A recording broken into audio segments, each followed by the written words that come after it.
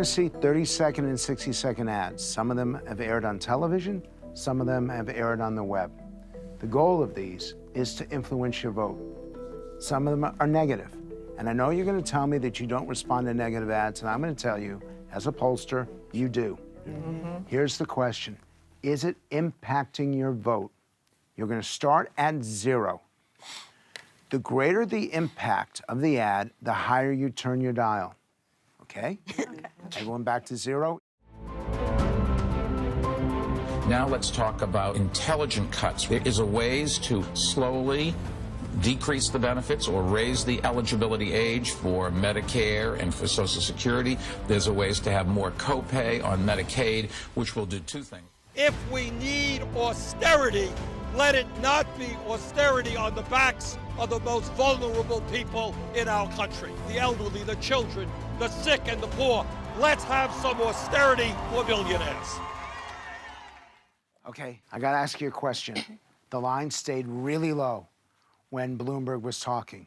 Did you realize that this was a Bernie Sanders ad? No. How many of you did not realize it was a Bernie Sanders ad? Was it clear that Bernie Sanders was trying to make Mike Bloomberg look awful? By the end, by the end, but not But somebody was. But somebody was. And then you find out. Yeah, we could tell it was negative, I think. Yeah. And it was effective because listening to Bloomberg's message, if we're focusing on the messaging, and to hear him talk about Social Security cuts, that really doesn't resonate with people who are part of the working poor or the middle class. But the question is, does it, when you're watching that ad and you see those comments from Bloomberg, did you feel worse about Bloomberg? Yeah. So then the ad is effective. Yeah, absolutely. Especially since it's coming from his own mouth. And that makes it more effective. The subverted expectations were very effective. Okay, everyone go back to 0, please. You get the idea. This is an extraordinary man with an extraordinary career in public service. He revitalized American manufacturing as the head of our middle-class task force. He led our efforts to combat gun violence. He fought to make college more affordable, championed landmark legislation to protect our women from violence. Joe's candid, honest counsel made me a better president and a better commander-in-chief. And all of this makes him the finest vice president we have ever seen. The best part is he's nowhere close to finished.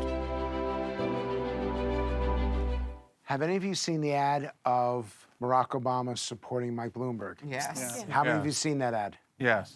Who does Barack Obama support? No one officially. We don't know. I always remember him telling him, don't do it. Don't do it. I mean, in the very beginning, Telling don't Joe run. Biden. Yeah, at the very beginning. I think he's supporting Bloomberg.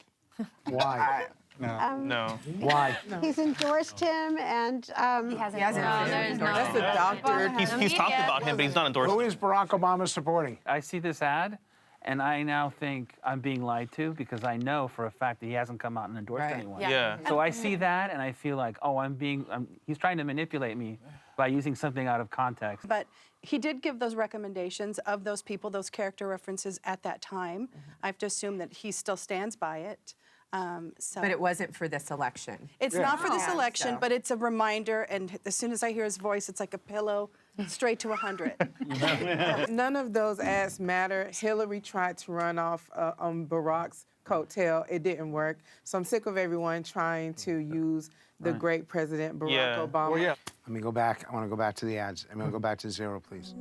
I don't know anybody I've worked with in my career, and I've been hanging around a long time, who does more to create the future than you, Mike. Mike Bloomberg transformed the city of New York into a global leader on public health and environmental stewardship. While others talked about climate change, Mike took action. He helped reduce New York's greenhouse gas emissions by 16%. Mike has what every public official should have: passion matched with principle.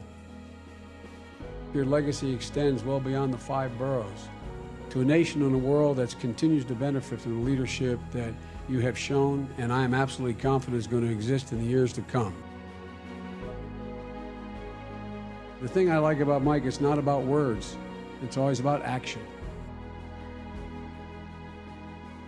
I'm Mike Bloomberg, and I approve this message. He has some balls. Okay. That was brilliant. You liked it. It was his words talking about this man. It's inconvenient now for Joe. I like them both. But, I mean, this is Mike Bloomberg in Joe's own words. Yeah, but so this is Joe's own words 20 years ago. Yeah. That's not him now.